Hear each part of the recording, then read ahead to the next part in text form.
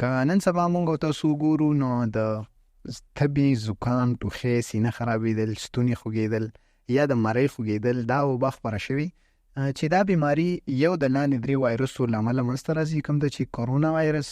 راینو وایرس او انفلوئنزا وایرس ویل کېږي د دې نه علاوه د پسونه نور هم وایرس کېدلی شي چې دا بیماری منځته راوړي خو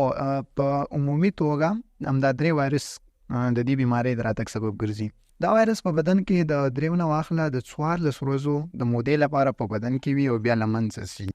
په دې موده کې د بدن نورمال حالت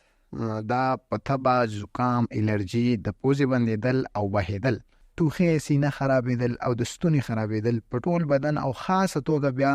په عضلاتو یا په هډوکو دردونو راتلل دا عامې نښې نښانې وي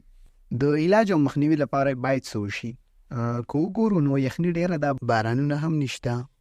په داسې ماحول کې د دې وایرس خپرېدل ډېر زیاتېږي نو د خپرېدو د مخنیوي لپاره د ماسک استعمال د لاسونو پرېمینځل او ډېرې اوبو څښلو څخه استفاده وکړو د دې سره سره سحر ماښام په ګرمو اوبو او مالګې غلغلې یا غرارې وکړو او په خوراک کې د هغه خوړو څخه استفاده وکړئ کوم چې زموږ دفاعي سیستم یا دفاعي نظام مضبوطوي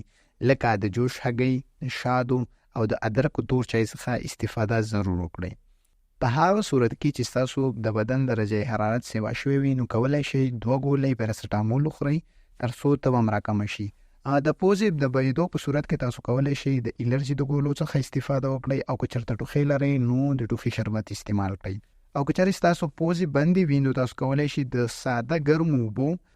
او یا د جوشاندې څخه سټیم کوم چې په پوزه باندې د اوبو تپ یا بړاس کش کول ته ویل کېږي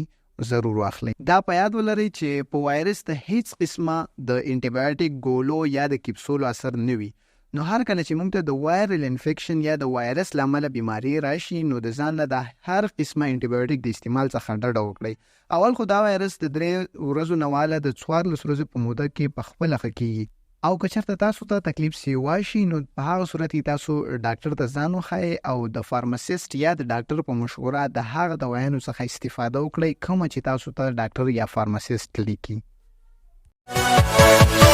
Yeah.